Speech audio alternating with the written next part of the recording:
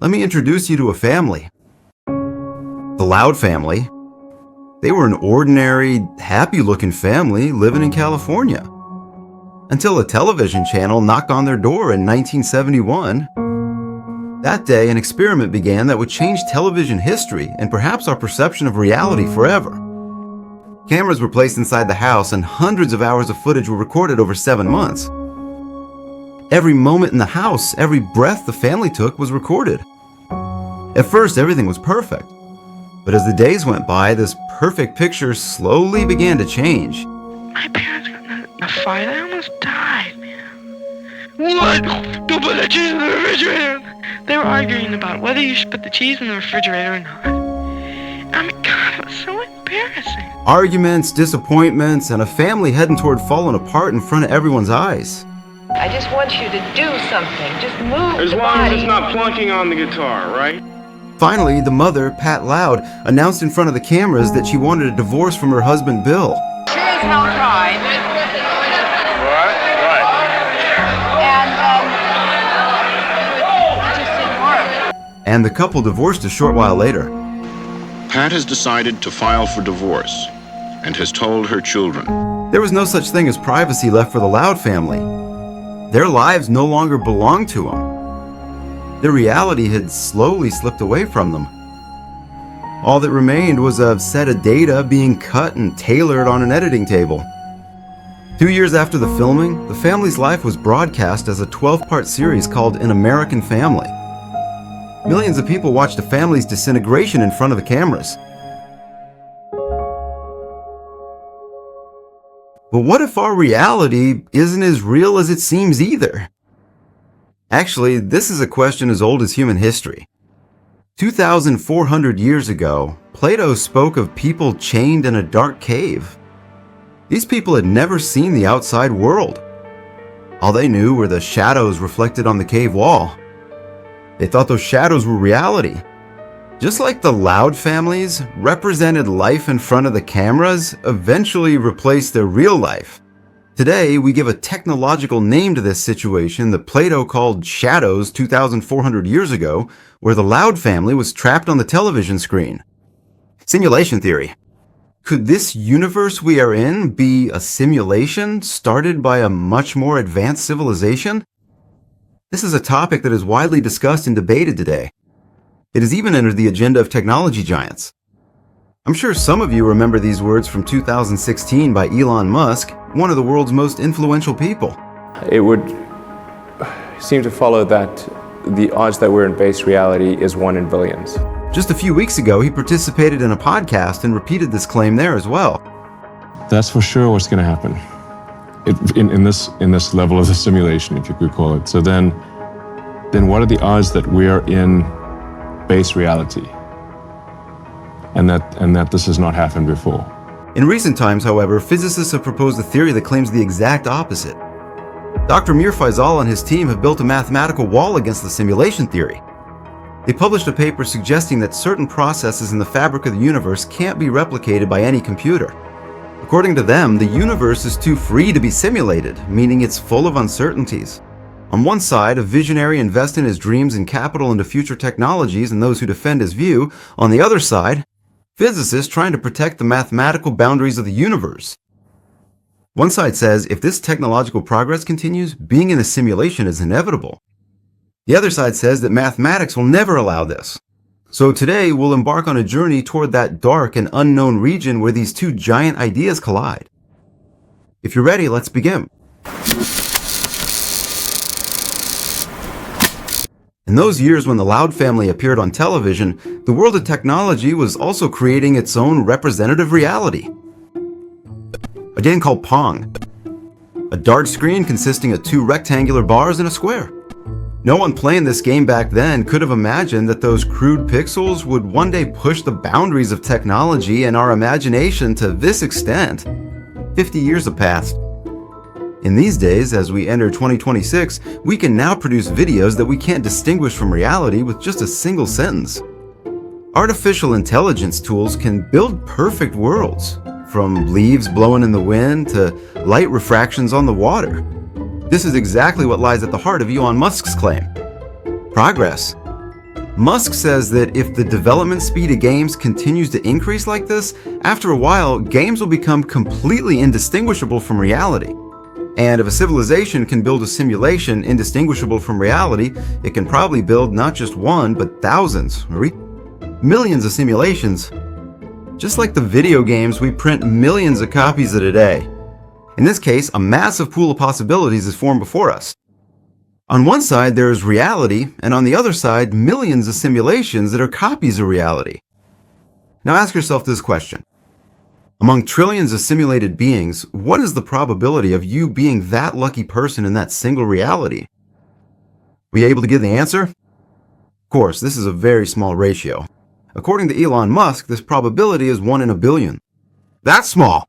The probability of us living in a real world is almost non-existent. I realize it sounds scary. One feels as if they're inside a logic cage with no escape.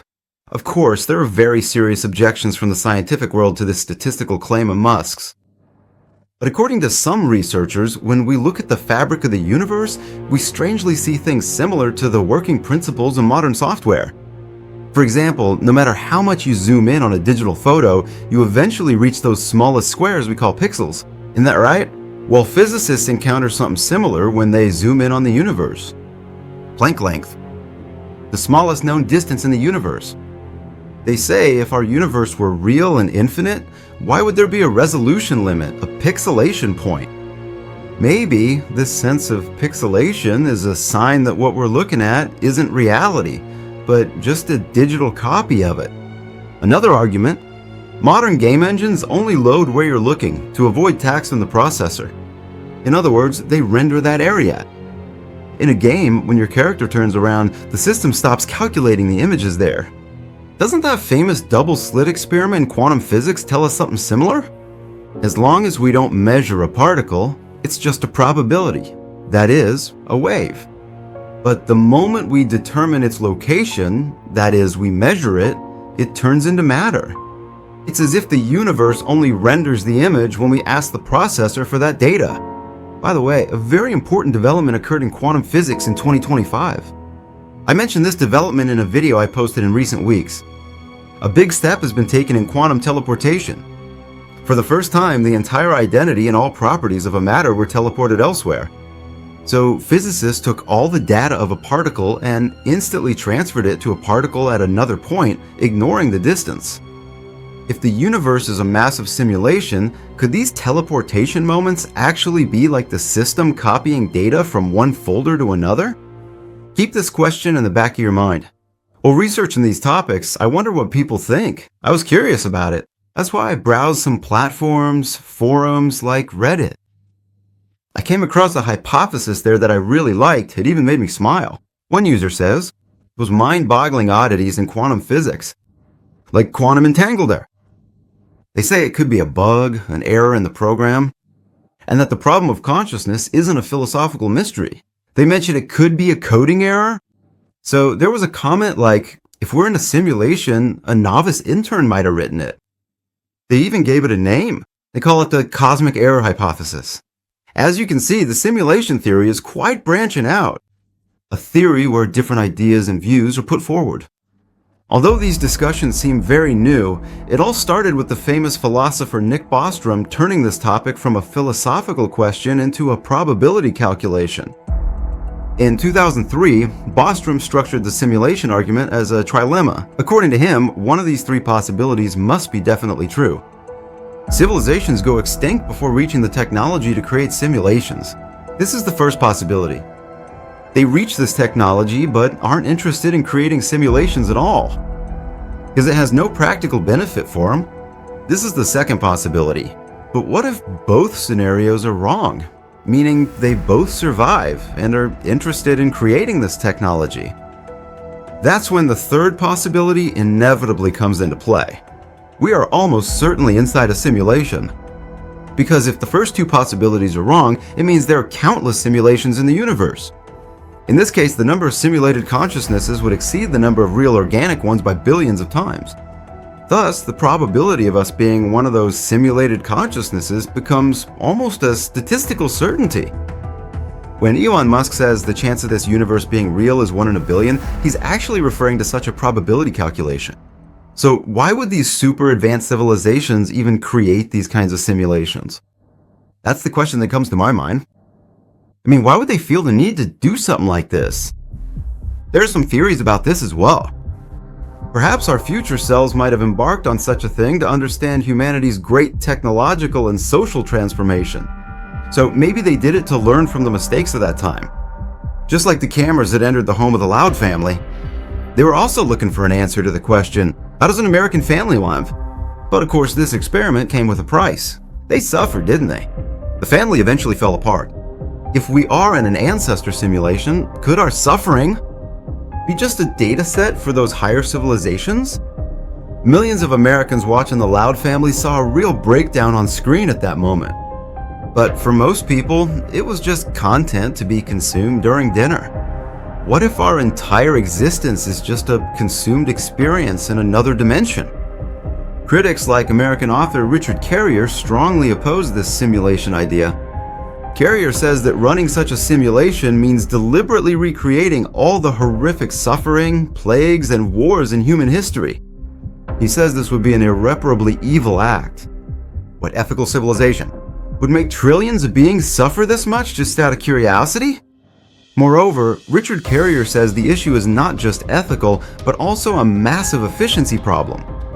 Imagine a super civilization running a single ancestor simulation that simulates the entire universe down to its smallest building block. It's an incredible waste in terms of computational power. According to Carrier, with that immense energy required for a single ancestor simulation, countless virtual paradises or fantasy universes could be created. In fact, today, this debate is no longer just a theoretical fantasy. Today, we've gone far enough to simulate the emotions and facial expressions of digital characters. If we uploaded those recorded images of a Loud family to an AI today, the system could decode their characters, voices, and expressions in seconds. Then it could construct synthetic memories of those people in places they never went and moments they never lived. So from a technological and statistical standpoint, we are a fiction.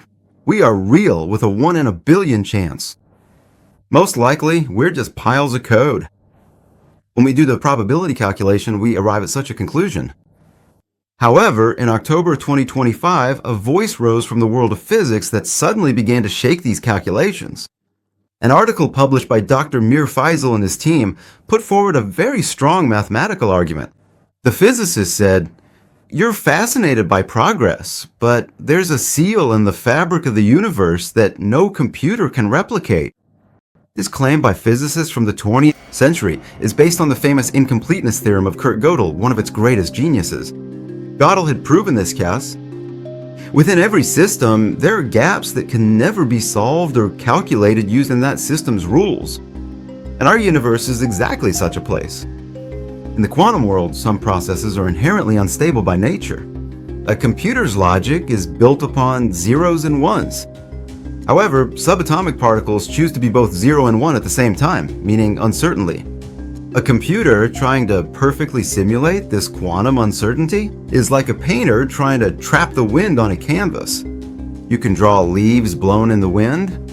You can show the effect of the wind, but you can never trap its freedom and unpredictability in that painting. What we call a simulation only works with predetermined rules. Yet our universe at its core possesses a lawless uncertainty. There's also a practical side to that. Calculations show the following. To flawlessly simulate all quantum interactions in just a small region of the universe, we need more energy than is currently produced in the entire world. So those massive simulators we imagine hit that hard and insurmountable energy wall of physics. The universe seems too expensive, too free to be copied. The theoretical physicist Henry Ariano has an argument against this. According to Ariano, that fundamental layer of reality that physicists call uncopyable might have a much deeper structure than we perceive. Even if Gödel's mathematical seals are valid in that deep layer, this three-dimensional universe we live in, touch and see, might be just a simplified reflection, a shadow of that true reality.